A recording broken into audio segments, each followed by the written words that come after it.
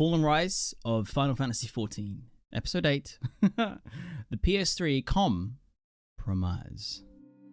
As Final Fantasy XIV made its victory laps on game ranking sites and the like, players who had now settled in the new world of Eorzea did so on 2 platforms. The future seems bright, but one of the platforms is already causing trouble.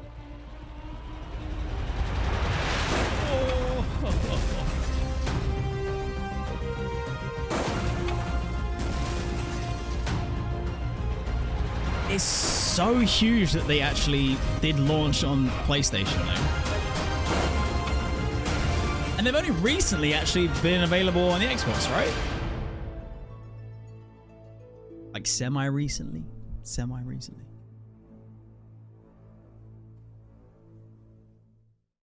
When Final Fantasy XIV was first announced back in 2009, it was heralded as the next big cross-platform MMO. This didn't really come as a big surprise to anyone. Square Enix had done so previously, with the first AAA MMORPG that ran both on PC and PlayStation 2, Final Fantasy XI. The announcement in 2009 declared the PS3 as the exclusive console platform, which made sense at the time. That was the current generation of consoles after all. When 1.0 launched on September 30th, 2010, it was released for PC only, with the PS3 version slated for release in March of 2011. But it didn't take long for anyone to realize that there would be no way for the PS3 to run the game in its current form.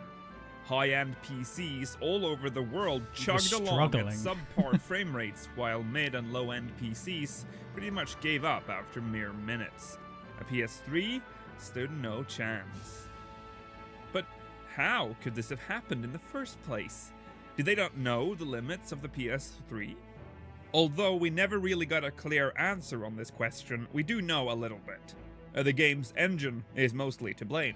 Crystal Tools was used in Final Fantasy XIII, and although 13 had moments where frames would drop on the PS3, it did run relatively smoothly in what could be considered impressive environments and high-modeled characters for a PS3. Square Enix might have been under the impression that using Crystal Tools to run the game would be a safe bet, because it had already proven its worth in 13. But as we now know painfully well, there is a difference between an RPG and an MMORPG. Eorzea was a vast open world, whereas 13 ran in controlled environments, differences. often ridiculed as a hallway simulator due to its mostly linear maps. Characters would also be way more prevalent in 14, as player characters would bring the world to life. The 6 characters on screen in 13 is nothing compared to a room of 30 individual characters with completely different gear and color combinations. Crystal Tools was a disaster for 14 and is considered one of the major reasons the game failed so dramatically. So, as Final Fantasy XIV 1.0 died and A Realm Reborn was being developed, time passed. A Realm Reborn would not release until August 27th, 2013.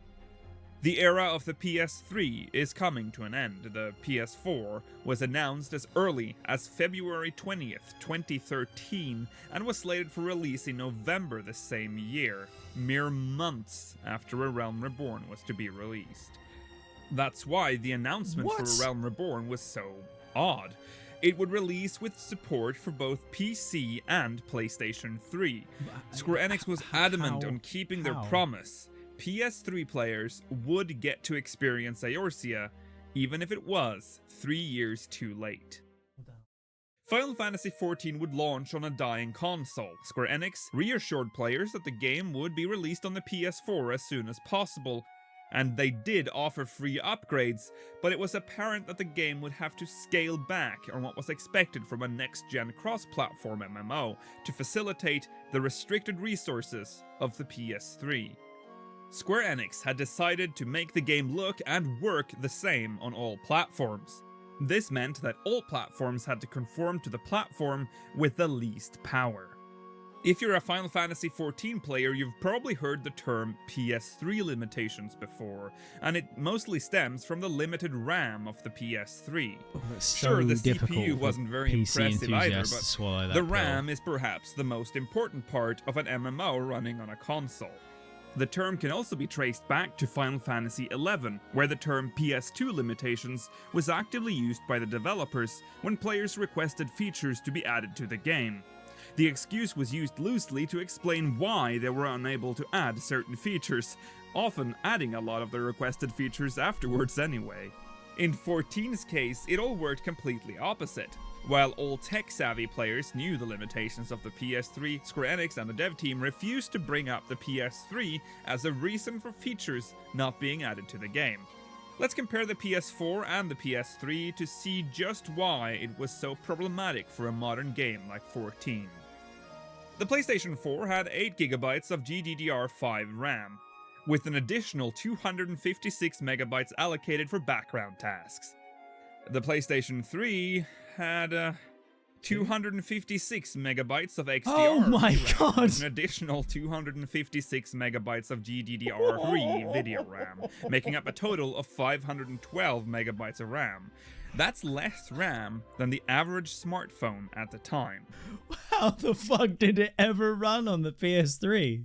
How did it ever even run? The 512MB of combined RAM limited the amount of information that could be loaded in when entering an area. This includes terrain assets, NPCs, player characters, monsters, and the like. This was never a problem in 1.0 because the game ate RAM like candy and thus had vast zones with no loading screens. To ensure the game ran smoothly on a PS3, Eorzea was sent to the chopping block. All city-states, which all used to be unified zones with direct connections to the overworld, were cut in two. Limsa Lominsa became the most obvious victim of the cut, as the Aetheryte Plaza is in plain view from the upper decks and looks empty in A Realm Reborn due to the zone dividers splitting the upper and lower decks. Their outside connections were also cut, leading to a black loading screen when attempting to leave through any of the city-state gates. Now I know why you can't jump around down The overworld would also feel the wrath of the PS3. It would face big cuts and major shrinkage compared to their 1.0 versions. 1.0's overworld was large, but mostly empty. A Realm Reborn's overworld would become relatively small, but filled with more assets and life. However, despite shrinking the zones, certain limitations remained glaringly obvious. One of the biggest headaches that occurred between 1.0 and A Realm Reborn's optimization process seems to have been Limsa Lominsa's overworld model. In 1.0, Limsa Lominsa appeared as a fully textured model where every single boardwalk light was visible in the distance at night. Limsa's model is actually very complex, consisting of a lot of individual and unique structures. The PS3's limited RAM is most likely the reason why Limsa Lominsa now looks like melted ice cream. It's not the that PS3's bad. RAM would also limit A Realm Reborn's HUD. This is obvious, as this would have to be loaded onto the RAM at all times. The game launched without a TP bar for other members in the party list. It would only show you your own. This was of course due to the PS3's lack of, you guessed it, available RAM. The list would go on, with issues relating to how many windows could be opened at any given time to the size of the inventory screen.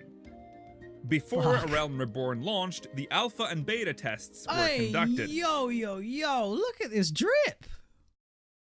Okay. In the beta, the outfit for Odin was tested in-game.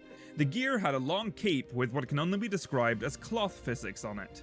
As the game neared release, it was discovered that the PS3 was unable to adequately run the game if players wore the cape, so the cape was removed entirely. This is incredibly evident on the gear to this day. It just doesn't look right. It probably also goes without saying after showing Limsa Lominsa here that the game's overall textures would take a big hit too. We could have had. Despite all these limitations, Final Fantasy XIV was able to serve players with such great quality content they didn't really bother anyone, at least not in the first couple of years. But as time went on, the shadow of the PS3 grew larger. Although the PS3 was never mentioned as a reason by Yoshi P and crew, features that was sorely needed could not be added to 14. Yeah. One of the most glaring evidences of the PS3 being problematic was when the devs tried to add TP bars for the rest of the party on the party list. The PS3 was already pushed to the limit when it comes to what it could show on screen at any given time, so to fit the TP bars on the list, they had to remove the party bonuses section at the top. And even with that feature removed, the TP bars could no longer display the actual numbers. What the fuck? That's not to say the game was unable to improve on existing systems. During 14's PS3 era, the game would see the introduction of the expanded inventory, a huge feat for the game and the console. The PS3 hobbled on for years. It survived the launch of Heavensward, which marked the first real divide between the two platforms. While the PS4 and PC would receive graphical updates, the PS3 would not. Near the end of Heavensward, the PlayStation 3 was struggling to keep up. Loading times would spike for the new zones, dungeons, and pretty much all instanced content in the game. The PS3 could not display the same amount of player characters as the PS4 and PC. The bells are tolling in the distance. In 2016, Square Enix finally announced that PS3 support would end with the launch of Stormblood. The expansion would end the era of the PlayStation 3 immediately. There would be no continuation of the game on the platform, upgrade, or leave. As Stormblood finally launched, PS3s all over the world were denied access to Eorzea, and the game finally gets to expand its features. One of the biggest knocks to the PS3 was a major update to the game's UI. More information could now be shown on screen, sub-menus increased, hotbars could have their shapes changed. With every patch, the technical setback caused by the PS3 is slowly being wiped out. Bit by bit. Today, Final Fantasy XIV can enjoy a multitude of improvements, both graphically and technically. But we're all still waiting for the return of the Odin cape. Yeah, where's Odin cape? I need it.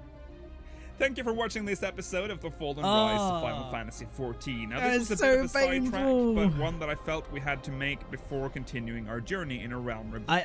Honestly, it's so impressive that they managed to get the PS3 to even run the game to begin with, frankly. But, like, to stick to the promise for as long as they could up until Stormblood and then just rip the band-aid off and be like, look, you gotta upgrade or you don't get to play. It's pretty good of them to last that long and like maintain the promise. But for real, do people even still now to this day, do they like at FanFest and stuff just ask Yoshi whenever they can, like, what about Odin's cape? Can we get Odin's cape? Is that next patch or you know, what's going on? Why can't we get it now? It's heartbreaking to think that it still isn't a thing. I promise that if I ever meet him, I will say, look, buddy, come on. Where's that Odin cape?